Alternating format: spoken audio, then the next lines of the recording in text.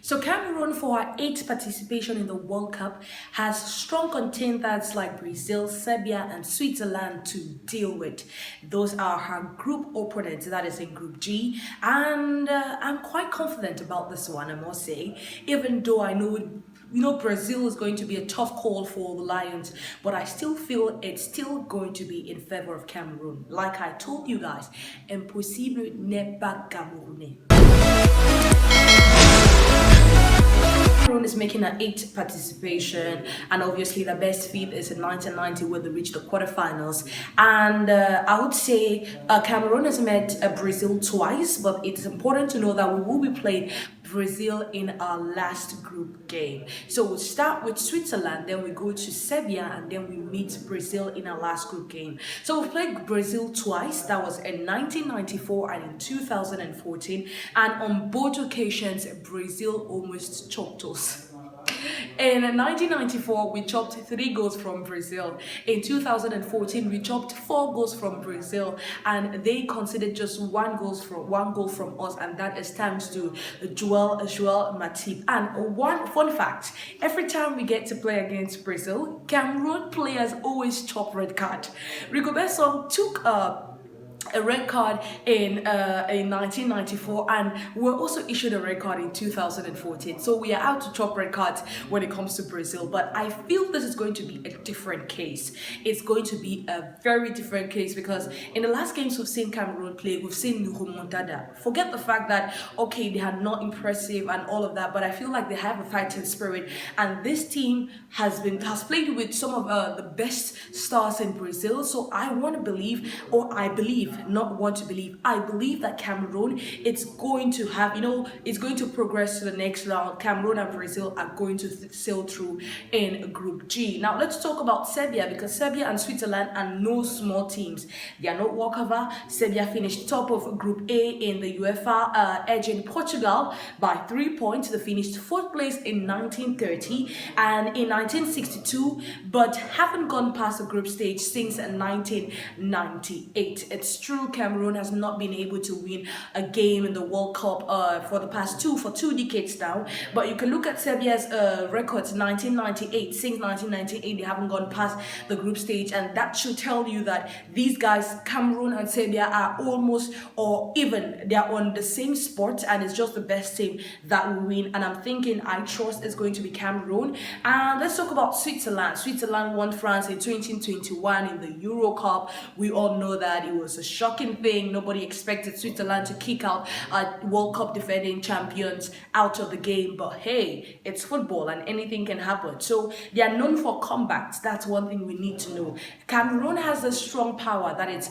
coming back strongly to defeat their opponent, and Switzerland did that in 2021 against France. So it's going to be a tough call, a very tough game between both sides, Cameroon and Switzerland, but I'm expecting Cameroon, Rigobert Song as a wise coach, to make sure they kill the first game against Switzerland, kill the second game against Serbia, and struggle for a draw against Brazil. If we're not finishing as the second team in the group, then we should at least finish as a best third. But one thing is sure, I believe Cameroon is going to make it out of the group stage. It's going to be all fireworks. I must confess, Cameroon is going to have a very, very great time.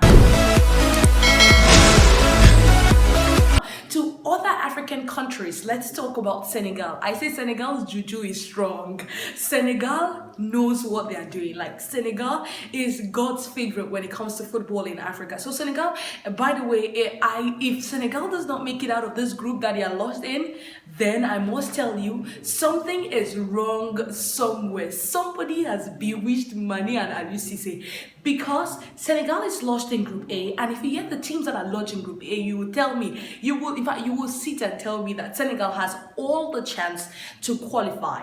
Now, Senegal has contenders, QATAR, Ecuador and the Netherlands. Wouldn't it be very beautiful to see, Virgil van Dijk play against Sadio Mane? It seems like Sadio Mane has just luck, or how can I say, ill luck this time around to just be playing and competing among his Liverpool mates. But one thing is sure, Senegal has all the chances to progress in Group A. I was so scared when I saw them or their name popped up, and I was expecting, let them not be the second team in Group A, because obviously they will be playing the opening game, and it's very tough for an away team to play the host nation. First games, the host nation obviously wants to win. So I knew it was going to be a very tough call for Senegal if they came second, but thank God they came third, and so they have another chance. Their first game will be against the Netherlands. Their second game will be against Ecuador, and their third game will be against Qatar. But I must tell you, I believe Aliou Cisse is going to kill this group. Aliou Cisse, in fact, is already in the round of 16. This is no caps. Nobody should argue about that. Aliou Cisse has all the chance. He has all the elements. He has the quality that is needed to sail through this group, and I believe it's going to be, a very easy one for him. And now another group I must talk about, another African country I must talk about that will be having a very tough call in the World Cup group game is Tunisia. Tunisia will be playing against title holders France, Denmark, and also play either against the United Arab Emirates, Australia, or Peru. Those are going to be the options depending on who sails through, because they still have to play the qualifiers in June. And now let me say, the tough game will be against France and Tunisia. It is important to note that since Tunisia started, this is their sixth participation in the World Cup, and this team has never made it past the group stage. And I know, obviously, I feel like Tunisia does not really have the squad to face France. I don't know about Denmark or Peru, but I want to say Tunisia is going to have it really tough, because if Mali could hold them down for so long, I want to believe that they're going to have it really, really tough. Well, you never can tell. They might prepare their team and come back stronger and, take it to another level. But, these guys cry over everything. They cry over everything. But we'll see how the game unfolds. I don't want to speculate, but I just know Tunisia is going to have it really, really difficult. Let's cross over to Group F. And Group F, we see Canada, we see Belgium, we see Morocco, and we see Croatia. This is another tough group for an African country, because Belgium had occupied the first sport in the entire world. The first country in terms of football in the entire world for a long time. And it's just recently that they stepped down. So Morocco is going to have a very tough call. And Croatia were the runner-ups in 2018. And I'm sure they definitely want to take this cup back home. And so it's going to be a tough call for Morocco, Belgium, and Canada. But I think Haliozic has the team. He has a squad. I've seen how these guys play, and right up to the last minute, they want to get the goals coming in. They want to make the Moroccans proud, and I believe they can do it. But it's not going to be easy. This is the World Cup, by the way. Every game is going to come very difficult. In fact, it's going to come. You have to pay something to get the win. But if you're ready to do it, then you're going to get it. So Morocco is not going to have it easy with Belgium, Canada, and Croatia. But Morocco, however, still has a chance to make it if Haliozic plays his card well, and that is come up with a very stronger formation to counteract Belgium, Canada, and Croatia. Now, another game that is another African country that is in a tight position is Ghana. Ghana is in a tight position, I believe so. So Ghana's first game will be against CR7. Cristiano Ronaldo's Portugal. Whoa, that is a strong game I will not want to miss. So Ghana's first game will be against Portugal, and it's obviously going to be an interesting game to see the likes of Thomas Partey, the Ayew brothers play against, Cristiano Ronaldo and squad. It's definitely going to be a game to look out for. But I must say, what with the competence or with the talent Ghana showed us in the last two games against Nigeria, I am expecting something really brilliant from this team. You know why I saw it? I saw Ghanaians on Twitter while they were still announcing the draws, praying, "Oh God, let not be Group E, let not be with Spain, let not be with Germany," and finally got another group. So I believe if Otto Addo, if at all he stays as coach, it can be able to concoct a better team, a better formation to face Portugal, because that's going to be their first game. Is going to be against Portugal, and it's important to note Portugal qualified after defeating North Macedonia, and this may likely be Cristiano Ronaldo's last game for the national team, because he said it once back that he really wants to win the World Cup for his team, and that he might likely resign after the World Cup. But one thing is certain, Ghana has has a grudge on Uruguay.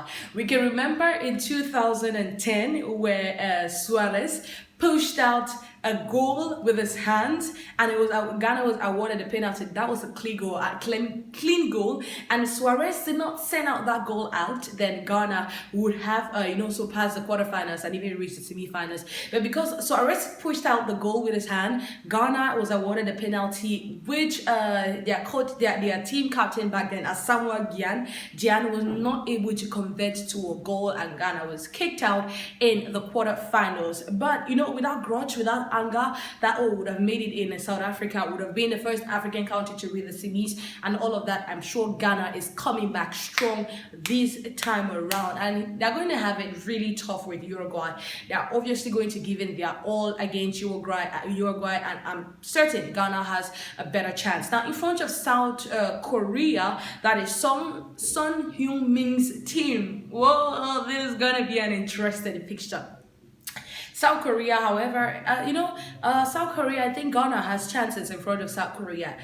Football is a teamwork, and if the team cannot bring it together, then it's not going to work for anybody. And I believe that Ghana has that teamwork. Otto Addo has over 7 months. If at all, he's still going to be the one to coach the Ghanaian team.